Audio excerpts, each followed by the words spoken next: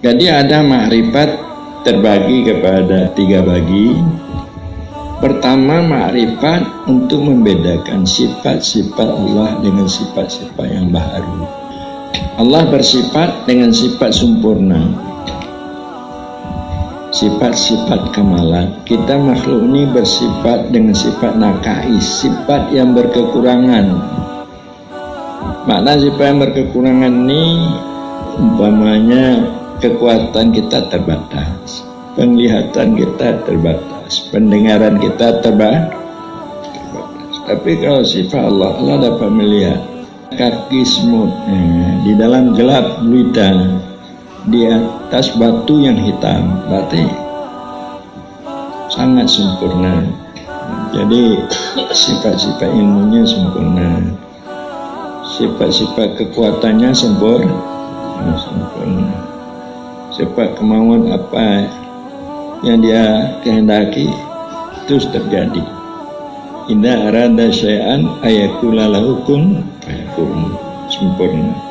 Jadi membedakan sifat-sifat Allah, sifat yang sempurna dengan sifat kita, sifat yang berkekurangan, itu ma'rifat namanya. Tapi ma'rifat yang demikian itu ma'rifat awal. Dikatakan itu ma'rifat tauhid kalam atau ma'rifat orang awam. Dia mengenal Allah seperti itu. Berarti Allah itu sifat-sifatnya beda dengan sifat-sifat kita. Itu ma'rifat awam. Jadi ma'rifat yang seperti itu belum dapat memperbagus akhlak kita. Kedua, ada istilahnya ma'rifat khawas, dengan pengertian telah terlihat sifat-sifat Allah itu pada batinnya. Terlihat kasih sayang Allah pada batinnya, terlihat kekuasaan, kehebatan Allah pada batinnya. Dengan demikian hilang sifat kasih sayang lainnya, terlihat kasih sayang Allah pada batinnya.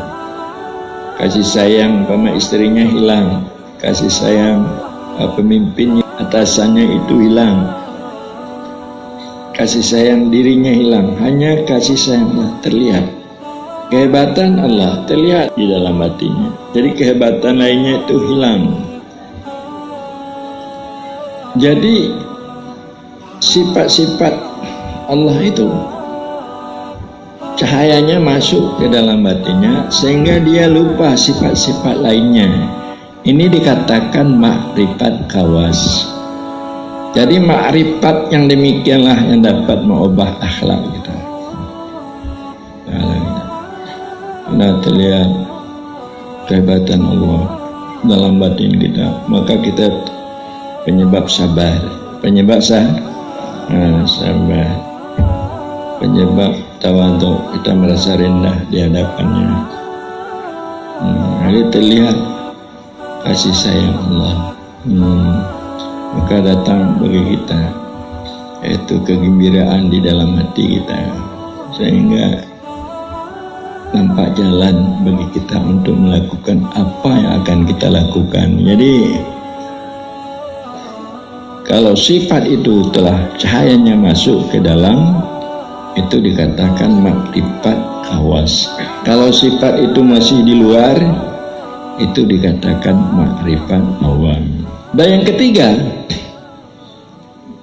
mengenal Allah dan sifatnya itu tidak terlihat lainnya, termasuk diri kita, karena cahaya ma'rifat itu mantul kuat sekali datang ke dalam batinnya, ke dalam sirnya, sehingga dia lupa lainnya, termasuk dirinya. Itu ma'rifat khawasul khawas, itu ma'rifat sufi namanya.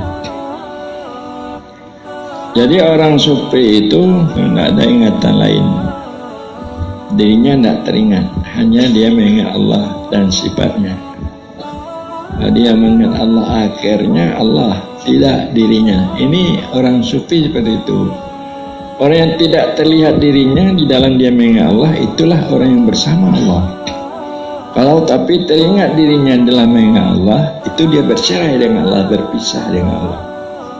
Karena kalau dia telah teringat dirinya, teringat istrinya, teringat hartanya, dengan kedudukannya, dia berserah dengan Allah.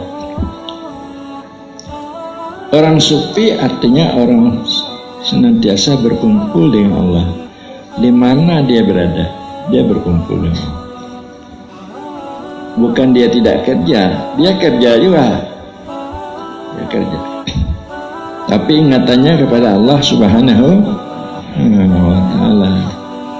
Jadi kalau ada seperti itu presiden, dia kerja ingatannya kepada Allah. Subhanallah. Subhanallah.